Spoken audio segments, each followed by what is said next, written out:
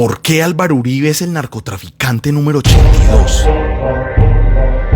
Este es un tema más delicado de lo que parece. Muchas personas se refieren al expresidente como el delincuente número 82 o el criminal número 82, pero no tienen plena conciencia del origen contextual al que este calificativo obedece. Escuche con atención. Muchas élites y esferas de poder colombianas quieren que usted ignore esta información. Ellos quieren sepultar el debate. Esta vez no lo van a lograr tan fácil. Una producción de Cofradía para el Cambio. Había una vez, por allá en 1991, una agencia de inteligencia de las fuerzas militares de Estados Unidos llamada Defense Intelligence Agency. En realidad hacía las veces de una agencia de espionaje extranjero, pero bueno, eufemísticamente se le puede llamar a secas agencia de inteligencia. Esta organización llevó a cabo una investigación en donde agrupó datos de otras agencias de inteligencia para crear una famosa lista de 104 personas que contenían nombres de evidente y alta peligrosidad, que estaban relacionados, vinculados, que trabajaban, se favorecían o favorecían directa o indirectamente a los cárteles de narcotráfico de la época, en especial el cártel de Medellín. La DIA hace esta labor porque aún hoy tiene como misión principal hacer inteligencia sobre las capacidades e intenciones militares extranjeras, además de identificar y neutralizar amenazas planteadas por inteligencia extranjera hostil y grupos terroristas. Pero para entender mejor, rebobinemos un poquito. En 1991, Pablo Escobar seguía fugitivo en Antioquia. En el 89 mataron a Galán. En el 90 a Bernardo Jaramillo Osa y a Carlos Pizarro. En el 87 ya habían matado a Jaime Pardo Leal. Los homicidios no distinguían entre campesinos y candidatos a la presidencia. Los asesinatos eran incesantes en los territorios. ¿Se les parece un poquito a la actualidad? No sé, una explosión, jefe, no sé qué...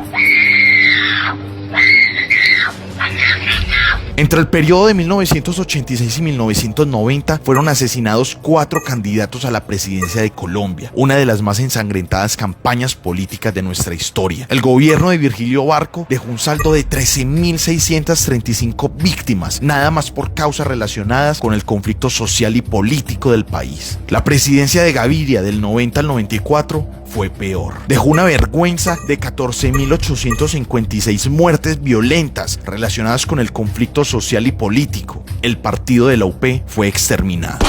¿Adivinan entonces quién era la autoridad en Colombia? Escobar, los Ochoa, los Pepes, los Rodríguez Orejuela, Orlández Gamboa. Bueno, los carteles. La deprimente ausencia de autoridad todavía puede verse en las esquinas o en los parques de los barrios, por ejemplo. Por lo tanto, la lista de estas 104 personas vinculadas al narcotráfico que anteriormente mencionábamos era sumamente confidencial. Tan secreto que el documento estuvo clasificado hasta el año 2004, es decir, 13 años después de su realización. Pocas personas sabían de su existencia, pero aquí es donde viene lo bueno o lo malo. Para cuando desclasificaron estos documentos, más del 80% de las personas allá anotadas ya habían terminado en prisión o habían sido dadas de baja por precisamente los nexos con el narcotráfico que la investigación señalaba. La DIA no contaba con que el señalado número 82, después de 13 años, era el único hombre que figuraba como presidente de un país fuertemente permeado por el narcotráfico. ¿Ya se imaginan quién es el personaje número 82 de la lista? Nada más y nada menos que Álvaro Uribe. La situación se torna preocupante si tenemos en cuenta que en el listado también figuran narcotraficantes de talla mundial como Pablo Escobar, quien es el número 79. Está John Jairo Velázquez alias Popeye, quien es el número 1. También hay personas como Manuel Noriega en el número 66. Hay decenas de sicarios del cártel de Cali de Medellín y así 104 personas, siendo Uribe el número 82. El inicio del informe sentencia lo siguiente. Este reporte ofrece información sobre los narcotraficantes colombianos más importantes, contratados por los cárteles para seguridad, transporte, distribución, cobro y ejecución de operaciones de narcóticos, tanto en Estados Unidos como en Colombia. El documento dice textualmente que Uribe estaba dedicado a colaborar y que trabajaba para y con el cartel de Medellín a altos niveles gubernamentales. Dice que fue amigo de Pablo Escobar y participó en su campaña política. La investigación afirma además que Uribe fue vinculado a negocios que están conectados con actividades de narcotráfico en Estados Unidos. El documento dice también que su padre fue asesinado por sus relaciones con los narcotraficantes.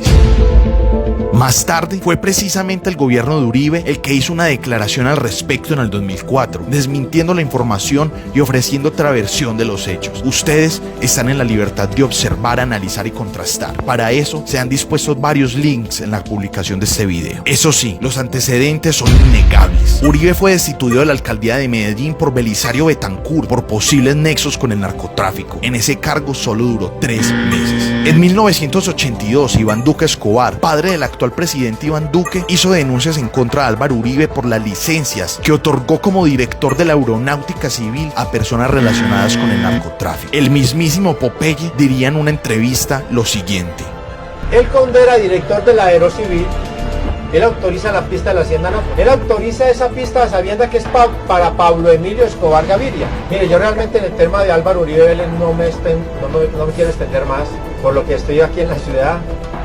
Álvaro Uribe Vélez es el dueño de esta ciudad. ¿Cómo podemos entonces desvirtuar la posición de la Defense Intelligence Agency? Recuerden siempre contrastar la información y corroborar por sí mismo los datos aquí brindados. El conocimiento nos hará libres. Comparte este video y únete al movimiento del cambio. Una producción de Cofradía para el Cambio.